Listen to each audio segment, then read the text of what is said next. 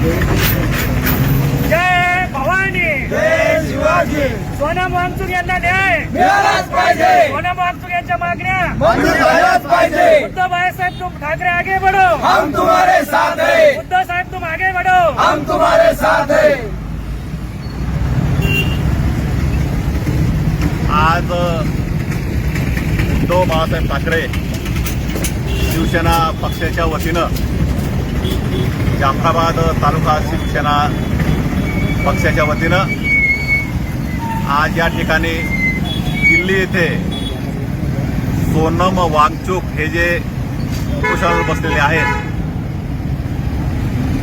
त्या उपोषणाला जाहीर पाठिंबा म्हणून आज जाफराबाद तालुका उद्धव बाळासाहेब ठाकरे शिवसेना पक्षाच्या वतीनं आम्ही या ठिकाणी धरणे केले आणि त्या आंदोलनाला पाठिंबा दिला.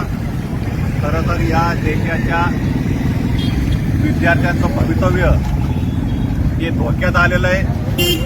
नीट सारखी परीक्षा ही लाखो पेपर फुटून लाखो विद्यार्थी हे त्यापासून बाधित झालेले आहेत आणि जर भविष्य जर विद्यार्थ्याचं असं जर विषय टाकले जात असेल तर याची कुठतरी कोणी जबाबदारी घेतली पाहिजे.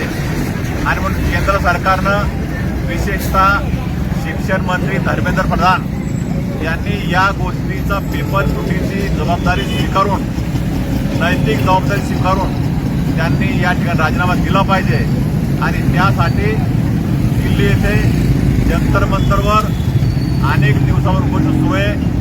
आज सोनम वांगचुक यांच्या उपोषणाचा काहीतरी 19वा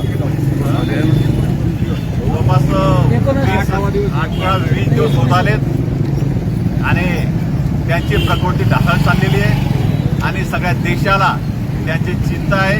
कारण फार मोठा पर्यावरणवादी नेता, शिक्षण तज्ज्ञ आणि एक फार मोठा नेता या देशासाठी त्या ठिकाणी देशातील या विद्यार्थ्यांसाठी त्या ठिकाणी झगडतोय आणि त्या माणसानं आपला प्राण हा त्या ठिकाणी पणाला लावलेला आहे.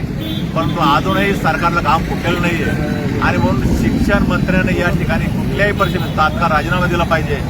याची नैतिक जबाबदारी स्वीकारली पाहिजे.